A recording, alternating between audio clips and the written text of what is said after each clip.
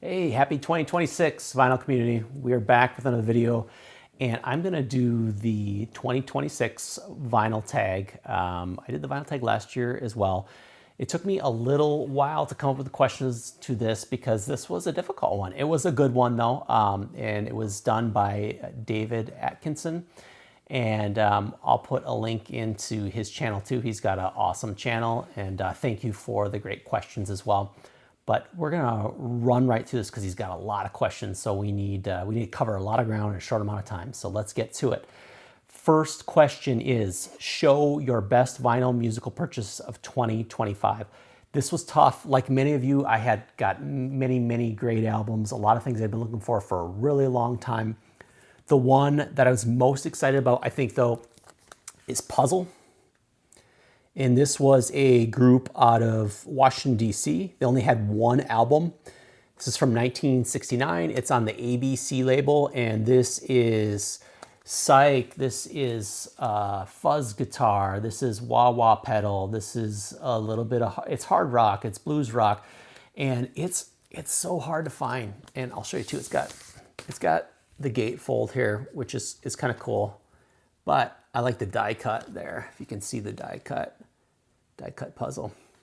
Anyways, awesome album, really killer out of the ABC catalog, and I am going to probably do a best of the ABC catalog here down the road in the future, but that's not what this video is. Number 2, share your favorite live musical experience of 2025. Well, my favorite live musical experience, I didn't go to a ton of concerts, but I went to one with my wife early in January. We saw Jamie XX. This is the XX, not Jamie XX, but just to give you a little frame of reference. And he played at the Armory in Minneapolis. It was early January, January 18th. And we had a blast. It was a great show. It was more so DJ set with just Jamie, whereas if you go see the XX, it's a band experience where he's still DJing. But all right, number 3. Your vinyl collection in 10 years' time, is it bigger, smaller, or about the same? Explain why. Okay, this is another really tricky one for me. I'm probably sitting somewhere around 5,500 albums in my personal collection.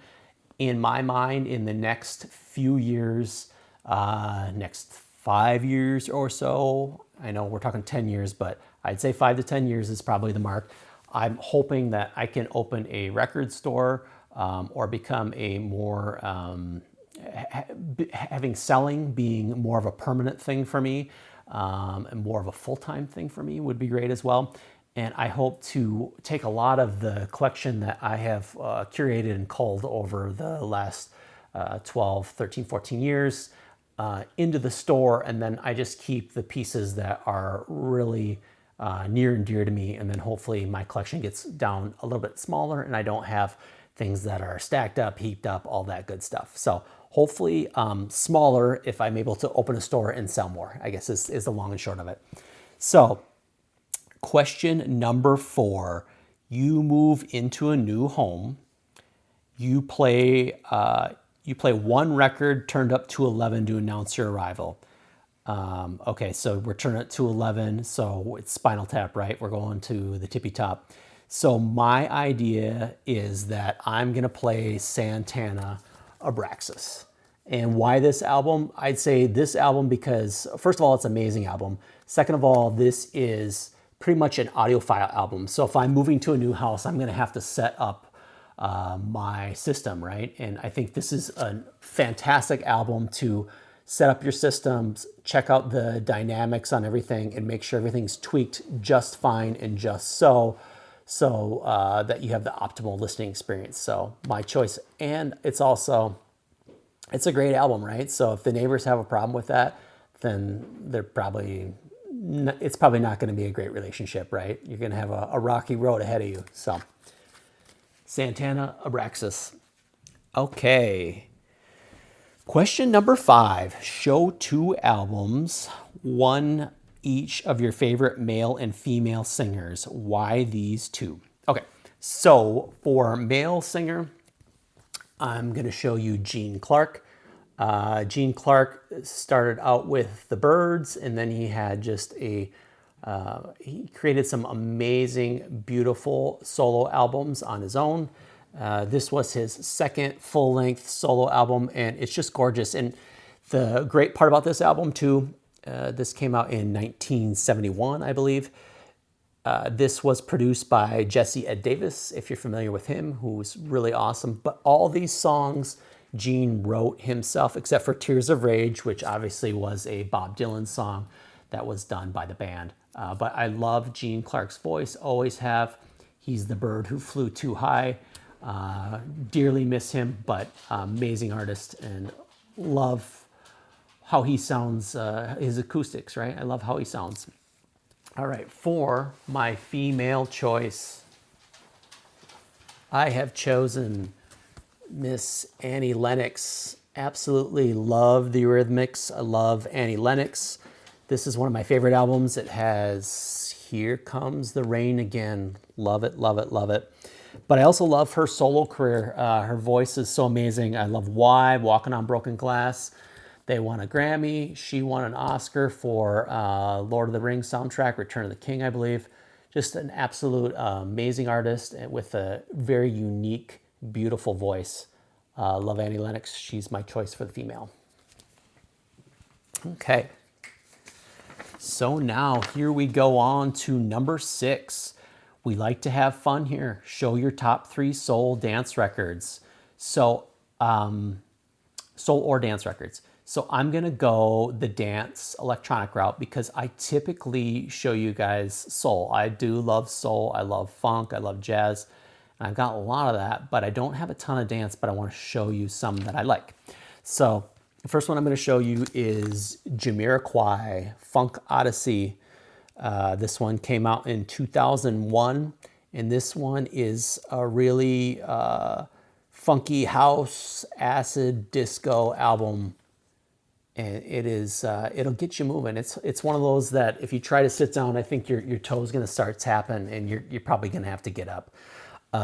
Number 2, another phenomenal album, Friendly Fires. This is their self-titled first album from 2008 on XL recording. I've seen Friendly Fires quite a few times in concert. Absolutely great live performance. Skeleton Boy is one of my favorite, but Jump in the Pool, In the Hospital, Paris, all these songs are great. And they actually have a remix of this album that has made a lot of the tracks with more danceable beats, because this is a little bit more on the electronic vibe. But this is a phenomenal album and another one that's hard to sit down to or not sing along with. So my last one I'm going to show is a big one for me, and I've shown it a few times. It's from 2014. It's called Caribou, and the album is called Our Love. And this is such a great album. This came out the year my daughter was born. It has songs like Can't Do Without You, All I Ever Need, Our Love, Julia Brightly is a great song, Your Love Will Set You Free. Just a great electronic album that you can dance to. And again, like just really hard to sit still to this stuff. Really, really good stuff. Okay. Now we have question number 7. We're rolling along. A real stinker. Nominate a track you hate from an album you love. Why the hate? All right. Hate's a really strong word that I very seldom use, but I will say that this song I think is a stinker on our otherwise great album from a phenomenal artist. So we're talking about David Bowie. We're talking about Young Americans. This is a great album. This is his Blue Eyed Soul album.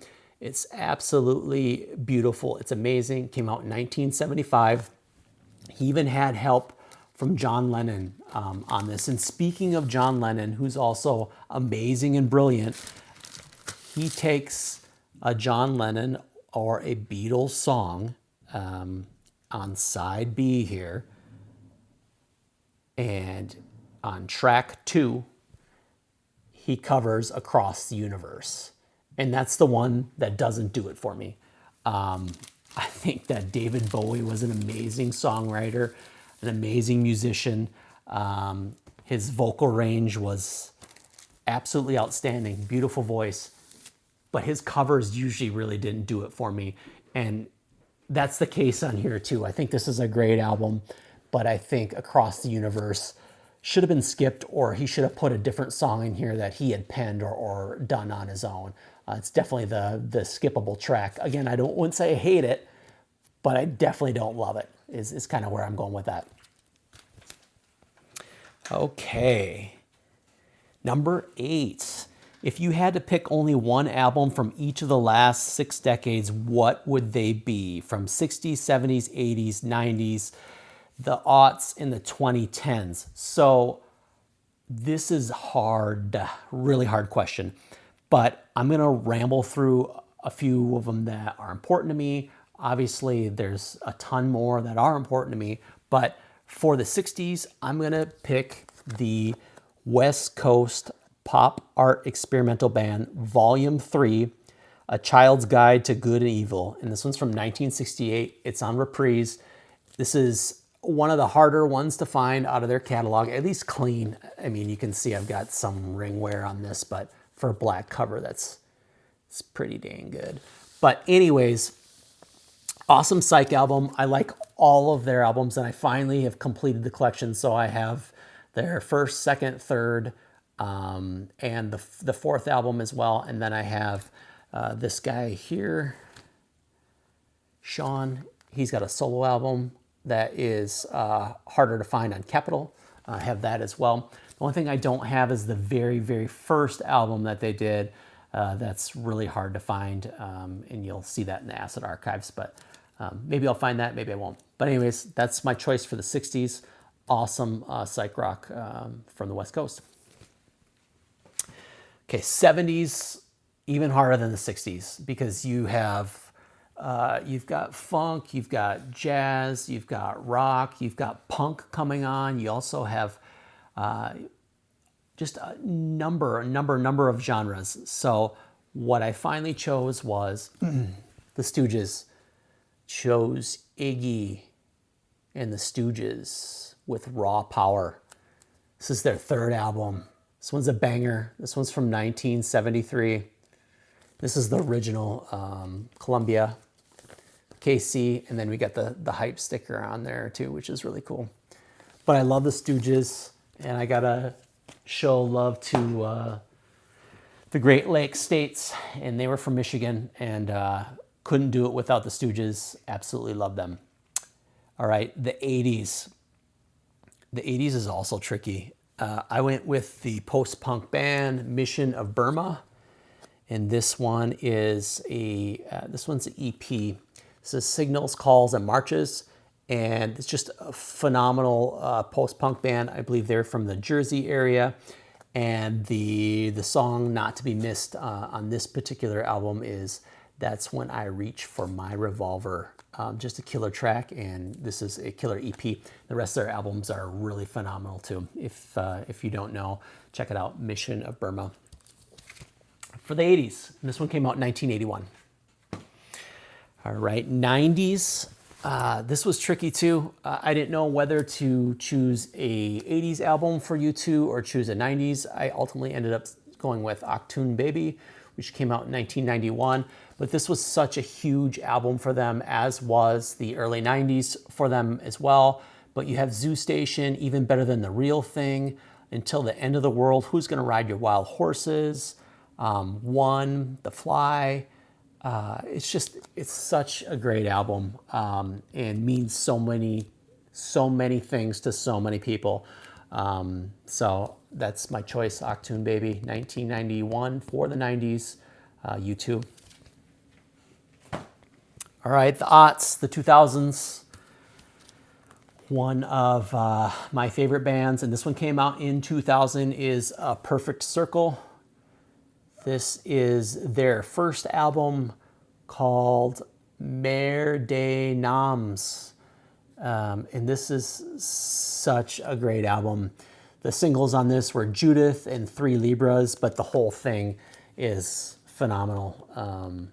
Love Maynard's vocals, love the lyrics, and I finally got myself a nice clean original. I had one that was a little bit more beat up, but I got an upgrade this last year in 2025, so very thankful for that. Right, into 2020. 10s. I'm going to pick Post Tropical from James Vincent McMorrow. This one came out in 2013, just right before I moved to California, and this really fit the vibe. And he has some videos shot in and around California for this particular album. Gold, Red Dust, Cavalier. This whole album is amazing. It makes you feel like you're on a warm tropical beach somewhere, and it feels really nice, especially when you're in the right in the grips of winter in Minneapolis in January. So this is a good one to warm your bones to, and just a phenomenal album. Okay, we got through that question, y'all. Let's do it. Number 9. You get the opportunity to spend a day alone with one artist, walking a mountain trail, the beach, or hanging out in the city. Who would be that artist? All right, this one was tricky for me as well, but I think in light of the recent events of what just happened, I like to rewind the clock, and I like to do that with Mr. Bob Weir. This is his solo album, Ace. There's a picture of Bob right there. We just lost him just not that long ago. But there's so many things that I like about Bob, besides his guitar playing and his songwriting. But with Bob, what I would like to do is I'd like to go to Marin, which is an area that I lived for quite a long time. Hopefully he was more able-bodied when we did this, but he and I would go for a hike on the Dipsy Trail, and we would talk about everything and anything under the stars as it relates to him, the Grateful Dead, his career, his life, why he lived where he lived, and all those things. But the follow-up question to that is, what would be your must-ask question? So my must-ask question to Bob would be, why do you think the legacy of the Grateful Dead is so enduring and transcends generations? Because it's truly unique, what that band has done and what they mean to people, and the depth and the breadth of what they did and how it's impacted the world. So I'd love to hear his take on it, since he was such a pivotal part of that and joined the band when he was so young as well. Okay, question number 11. Show a record that contains a track that always brings a tear to your eye, or are you a heartless bastard? I may have been called a heartless bastard before, but I am not. I do cry, and there are some songs that do that for me. One in particular is one that played at my wedding, and I think definitely brought a tear to my eye at that point in time, but it was Benny King, and this album is Don't Play That Song, but the song that we do want to play is Stand By Me right there. And I have always had a strong connection to that song, and I always wanted to have that played at my wedding, and it always has meant so much to me. So that song, that song does choke me up or get me feeling, right? So that's my choice for that one. All right. Number 12, show 3 albums from artists you've tried to love, but you're questioning why you bother. So this one is tricky because I've seen a lot of videos now, and I might be borrowing, but I also share sentiments. So the first artist that is Kiss. I'm going to say it. I have most of their albums, and I've had most of their albums, and I've sold most of their albums, and now I have most of their albums again. But I listen to Kiss. I've listened to all their albums, and this is one of their best here. This is Destroyer from 1976. It's one of their absolute best, but I can't get in a groove with it. I very seldom want to listen to the songs again. Something about it feels cheesy or not authentic, and I always felt like they were more about selling tickets and merch and the cosplay or whatever the hell they're doing with the makeup. So I've never, Kiss has never grasped me the way it's grasped a lot of people. So we'll leave it at that. Kiss is number 1. All right. This will be probably easier pill to swallow for most people. Jimmy Smith, He is a jazz pianist, or more so organist. He plays organ on most of the albums that he put out, and he put out a ton of jazz albums. And this is a great one on Blue Note.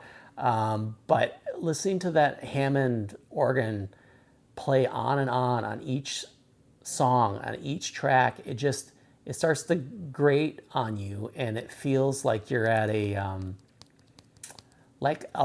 baseball game where the organist just like won't quit and they won't stop. And I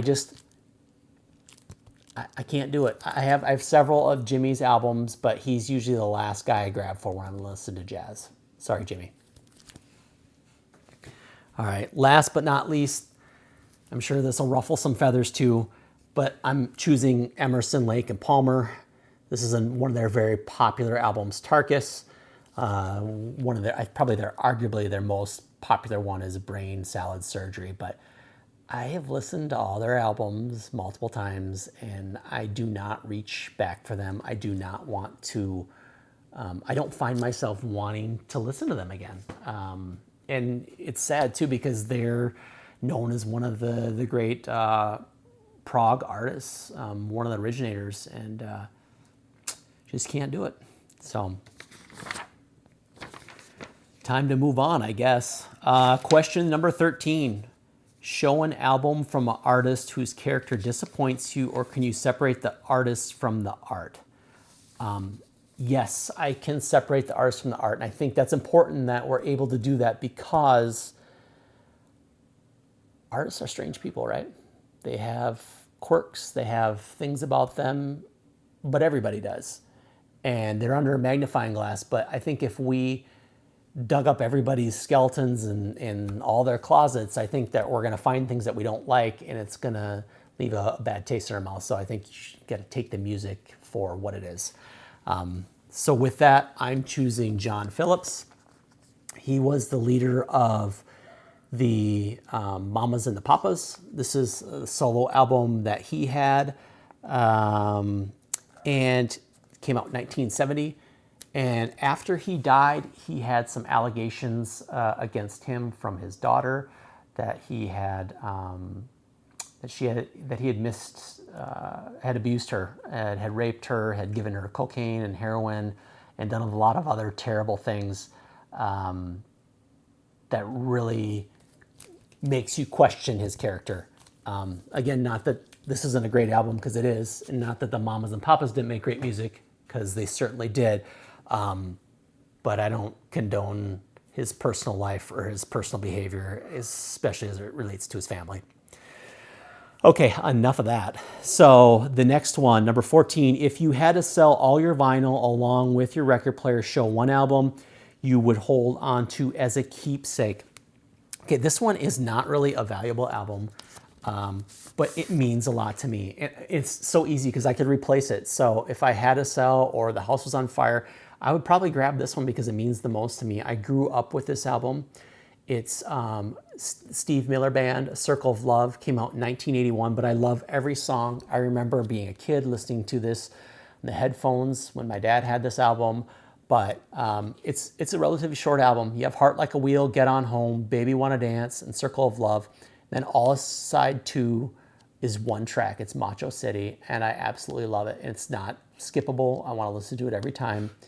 And that's it. Yeah, it's probably a $5 album all day long, but it brings me so much joy that I'd keep that one. Number 15, discuss your VC highlight of 2025, and if it's a video, link to it, but it could be a meetup or some event. I did not go to a VC event. I didn't meet anybody in the VC in person. So my video of the 11 most valuable albums in my collection, according to Discogs, was probably my highlight because it's sitting at around 11,000 views. I know for a lot of you seasoned VCers out there, that's probably not a whole lot, but I've only been doing this for a year and change. And to have a video that has 11,000 views is it's huge for me. It's awesome. So that was my highlight video, and I'll put a link in that so you can see that if you want. Number 16, Name your favorite musical biopic if you have one. So we'll put a little, maybe here or here, we'll put a little link up of what movie I'm talking about. But the movie I'm talking about is about Joy Division. It's called Control. And it was directed by Anton Corbijn, came out in 2007, and it's just a phenomenal film. It's beautifully shot. The cinematography is amazing. I can't remember the gentleman that plays the lead singer, Ian Curtis, but he's amazing.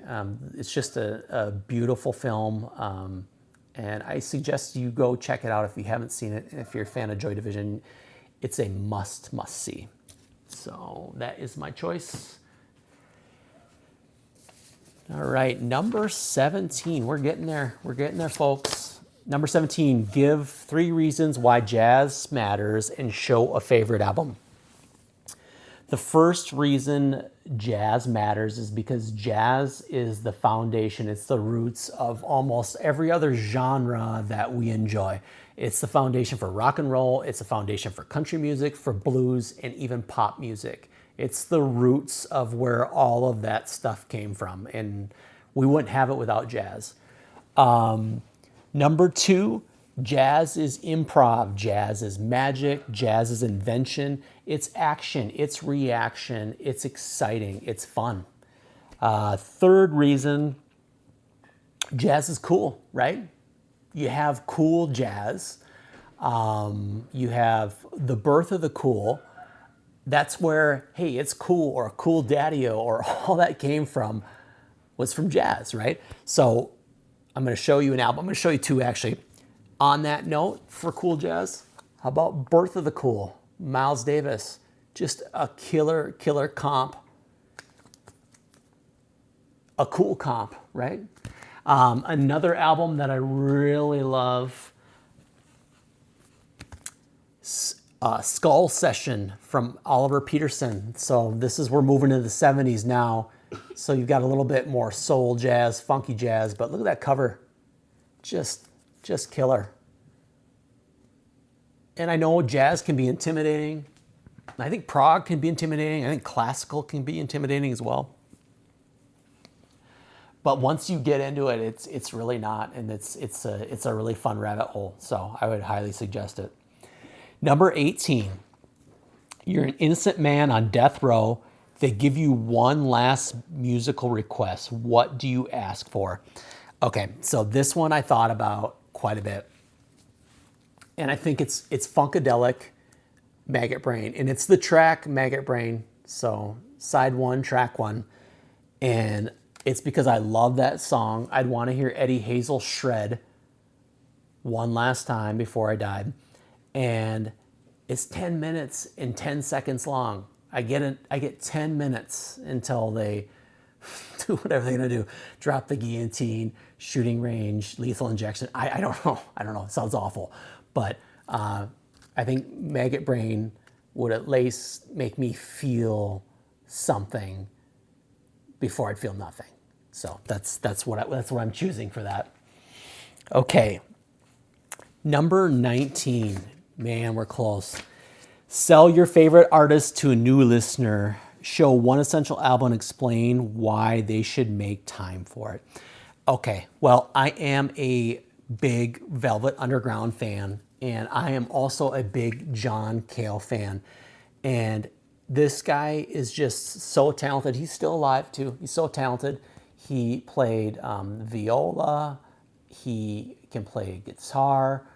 He can write songs. He's one of a kind. He's so brilliant, and he's such a great producer too. He produced the first Stooges album. He produced several of Nico's albums. He's truly one of a kind. Also, Jonathan Richman and the Modern Lovers have worked with John Cale. But this album here in particular, he's got so many, but Fear is a really, really good album. And he's got some stuff that's really artsy, kind of like Peter Gabriel, but he has some stuff that's a little bit more straightforward as well. but this one is a pretty easy one to get behind. And some of the songs on here, we have just first one right off the bat, Fear is Man's Best Friend, and then Barracuda is an amazing song. On side B, you have Gun. This thing is all killer, no filler. So if you don't know, if you're not familiar, John Cale, check him out. His solo catalog is deep, diverse, and it's outstanding. Okay, last question. We got to go fast. I see the camera's about to die. So 20, you're arranging a VC meetup in 2026, excluding those you've already met. Invite 3 people you'd most like to meet. So I have never, as I mentioned earlier, I've never met anybody in person from the VC. Would love to. I think that would be outstanding, and I'm going to put that as one of my goals here this year, if not this year, next year for sure. But would love to do that. Who I'd like to meet up with, I would love to meet up with Brian from Shamrock Records. That guy's awesome. I'm glad he did a few more videos. I'm going to challenge him to do his 2026 vinyl tag. He was wondering if he should. Yes, you should. And here's a challenge to you to do so. So please do. And I'd love to meet up with you sometime and have a beer with you and talk shop about music. Another person that I'd love to meet up with is Lance from Permanent Records in LA. We actually stopped by there last year in November for my birthday. Lance was not working, bummer, but would love to meet him. And I'd love to pick his brain about owning a record store for 14 years, like what it took, like what was involved, what kind of time commitment. I know it's insane, but I'd have a lot of questions for him and would love to hang out with him too. He seems like a really cool guy. The third person is Todd from Lost Mixtapes. Love his video. He's got a lot of heart. His videos, love his videos. He's got a lot of heart in what he talks about. He cares about what he talks about. And we have a connection. He lived in Minneapolis for a long time. I live in Minneapolis now. I grew up in this area. But he's out on the West Coast now. I lived out on the West Coast, so I think we have a lot of similarities and would probably have a lot of things to talk about and similar stomping grounds. So anyways, that is my vinyl tag for 2026. I hope you enjoyed it. Hope I didn't go too long. I will have more videos coming up, but had to get this out to you. So everybody be well, and we'll see you next time. Thanks.